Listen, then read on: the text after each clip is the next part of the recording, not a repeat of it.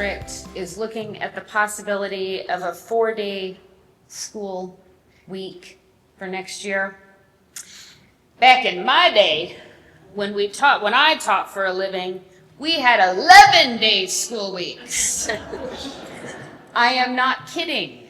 That's the school where I taught in China. We had 11 days on and 3 days off. For 10 months, I taught 3 sections of kindergarten. Kindergarten is age 3 to age 7. And I taught 3 sections of first grade, and I taught many sections of 7th grade, but they weren't as cute, so I didn't bring home any pictures. I filled in at another school an hour and a half away every 2 weeks when their foreign teacher said, "I'm done with China," and went home. And I did private tutoring 3 evenings a week. I was seldom alone, but I was awfully lonely. The foreign teacher building had a housekeeper, Xiaosan, and a guard, Lao Zhang, who realized how tired and lonely I was getting working that schedule, how young and far from home I was. They did their best to jump into the gaps in my life. Xiaosan, who lovingly called me Kaima, Kim, Kaima, grew up in the Cultural Revolution when schools were closed all over China, so she never learned to read and write her own language. But she knew the best thing in my life was when I got mail from home. So she learned to read my name in English. She'd go to the guardhouse every morning and search for mail as soon as the post came so she could bring it to me, because the guards waited until the afternoon, and that was not soon enough. She wanted to be the one who brought me my rare moments of joy. Now, one of the normal ways to greet someone in China in 1999 was to ask, "Have you eaten or not?" That was hello. "Have you eaten or not?" It was a leftover from the very hard times of the 50s and 60s. Lao Zhang, the guard, meant it when he said it to me. He'd say, "Kim Lao Shi, ni chi le ma? Banana." Okay, which meant, "Teacher Kim, have you eaten?" Bananas. Bananas. I didn't like bananas, but he knew that if the cafeteria had bananas, I would grab one on the way to breakfast and at least have something in the morning. He was my meal enforcer. Eventually, I realized what he really wanted was for me to grab 2 bananas. One for him and Xiaosan to share, and one for me. Fruit was a pretty special and expensive thing once the cold weather set in. We had been eating mandarin oranges out of storage barrels for about a month by the time December rolled around. I was exhausted. This is me on vacation. I was exhausted. I had lost a lot of weight very quickly. I had, along with the rest of China, a chronic respiratory infection. I was dragging. December 25th fell in the middle of one of those 11-day work weeks. And the school had this great idea that since they didn't celebrate Christmas and we did, we should put on a show for them, which is a great idea from their perspective, but a pretty terrible idea from all of our perspective. We were too busy to deck the halls, even if there had been things with which to deck the halls. Molly, you would not have liked it. We spent the weeks before Christmas teaching our students to sing non-religious Christmas songs. China. We spent Christmas Eve at a giant hours-long assembly of agony, listening to each other's students slaughter the Christmas songs we taught them. Then we stood up and slaughtered some Christmas songs together, just 12 foreigners from different countries, absolutely miserable, being forced to be performing monkeys. And then the high school kids danced to Korean hip-hop. because Christmas. Then the school delivered unto us a 3-tier wedding cake and told us we could take the next day off. Weirdest Christmas ever. We rolled our eyes, ate a piece of cake, wished each other Merry or Happy Christmas, depending on which country we were from, and passed out in our rooms. Early the next morning, the phone rang in my room. It was my mom and dad calling my Christmas morning in China from their Christmas afternoon at home in Missouri. They were snacking on a cheese ball and eating Christmas cookies my grandma had sent from Phoenix, thinking about getting ready to go to Christmas Eve service at the Methodist Church. They were dressed in winter sweaters together, and I was sitting 7,155 miles and a 14-hour time difference away on the edge of my bed, cold because there was no heat on campus, alone. And then my mom said, "There's someone here who wants to talk to you." And my brother's voice came on the line. My brother, whose voice I had not heard in 6 months. He was encouraging, but he told me I needed to be home for Christmas next year. Then we opened the presents we'd mailed to each other 2 months before. My family got a lot of silk things because I lived in the silk capital of the world. I got a few things to help celebrate the holiday, things, ironically, that were made in China. I got boxes of Sudafed, which was the hottest commodity on campus, and a shirt my mom had sewn for me, a plaid shirt. And after we got off the phone in tears, I picked up the shirt my mom had made. I lifted it to my nose. I took a deep breath, and I broke.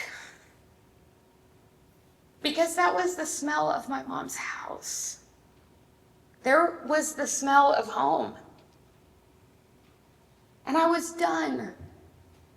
I was done with the adventure. I was done traveling. I wanted my mommy. I wanted a Christmas tree. I wanted a hug from my big brother. I wanted to hear someone sing Silent Night. I wanted to eat cookies with my dad. I felt so far from home. I was in a really dark, difficult place. Every day was a struggle, and I had 6 more months to go. In the middle of all I had given up, when I showed up in China, now I lost Christmas?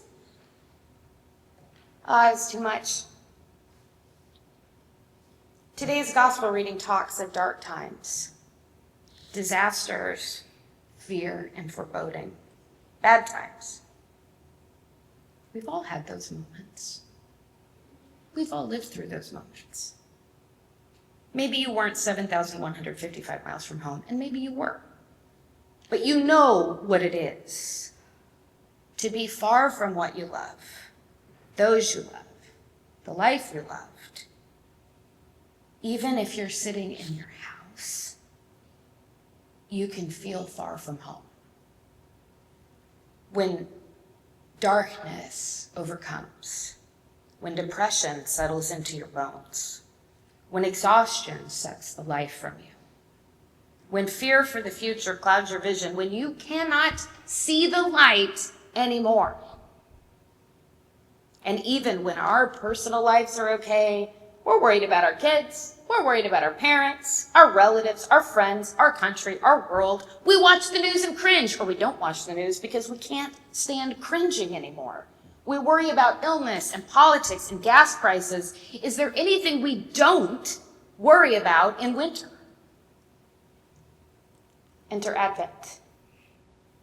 The Christian year begins when days are short, when light is in short supply, when the cold keeps us inside warm, When leaves cover the grass that isn't so green anymore on any side of the fence, the church puts up purple.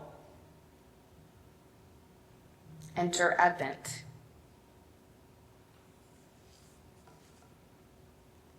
I'm sitting on the side of my bed in China, broken, sobbing, lonely. I can't even call my parents back.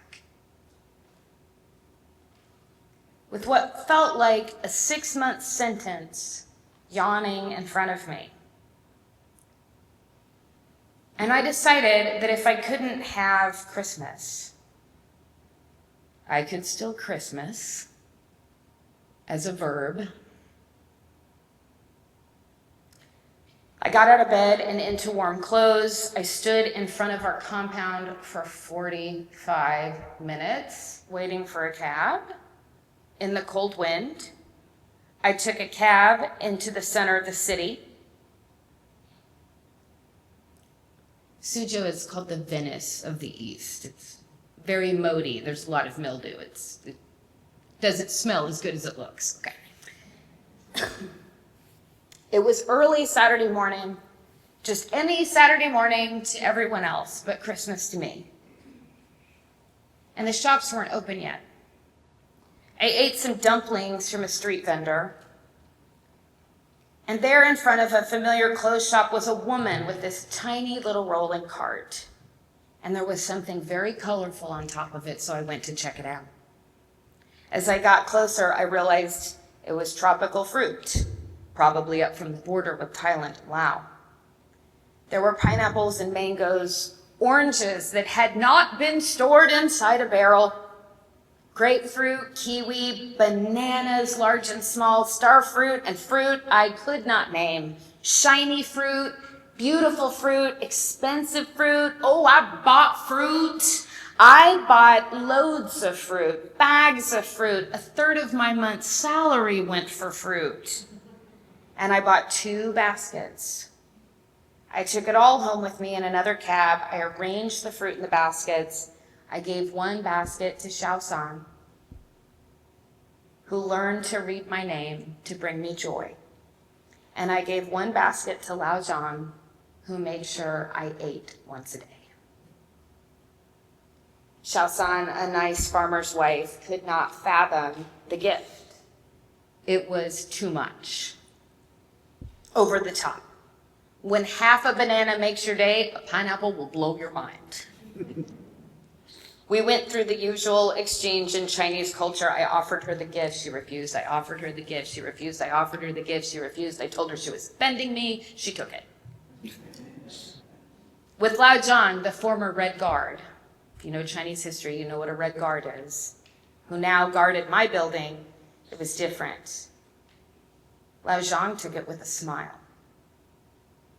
He understood the gift. He understood why I was smiling and crying as I gave it to him, and he started crying and smiling too.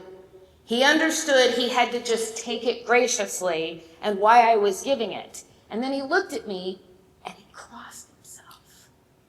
And he said, shh, which is why you don't get a picture of him. Lao Zhang knew Jesus Christ. And he knew it was the day I was celebrating his birth. He knew I was Christmasing, and it made him very happy. It gave him hope for me. Hope. I was far from home, but I was somewhere. Hope. I couldn't see my family, but I had people who treated me like family. Hope. I didn't have a lot of faith at the time, but a faith-filled guard was at my door. Hope. I didn't have Christmas dinner, but I had 3 tiers of leftover wedding cake. Hope. 6 months down meant I had only 6 months to go. Hope. I didn't have Christmas around me, but I could still have Christmas in me. I could give extravagantly. There were 2 people in that country that loved me. I could show them I loved them. I could celebrate the light coming into the world, even though I knew how dark it was. And I can imagine that there was cheering in heaven when I bought that fruit and when I handed it over, because the prodigal daughter had come home, not home to Missouri yet, but coming home as in, I was finally grateful for what I had. Coming home as in, I was thinking about other people and not just myself. Coming home as in, I was opening the door, cracking it open to my relationship with Jesus Christ, because I could not survive the day without celebrating his birth. Coming home as in beginning to hope that things were going to get better. Coming home as in I stood up and I raised my head. Jeremiah tells hurting people that God will fulfill God's promises. In Luke, Jesus tells us that when bad things are coming, when bad things are happening and it feels like the end, we stand up and raise our heads. Stand up and raise your heads. Don't put your heads down and just try to make it through. Stand up and raise your heads. Don't turn off the light so you match the darkness. Stand up and raise your heads, because our redemption is drawing near. Enter Advent, time to go home. Time to remember that when things are dark, there will be light from God. There is better coming. These moments will pass. These feelings will pass. These dark days will pass. The grass will green up. The trees with no leaves are gonna get leaves, and that will remind us that summer is coming again. The dark, long days will get longer and brighter. Whatever we are struggling with will pass. Things will get better. The kingdom of God is just near. If you have been wandering in any way, if you've been worrying, fretting, fussing, if you've been nervous, depressed, down, if you've been away, lost, far, it is time to go home. Go home to faith. Go home to our best selves. Go home to hope. When it is darkest, the Christian year begins. Advent. The candle of hope is lit to remind us that hope is coming into the world. Jesus is coming into the world again. When the winter gets dark, we stand up and raise our heads.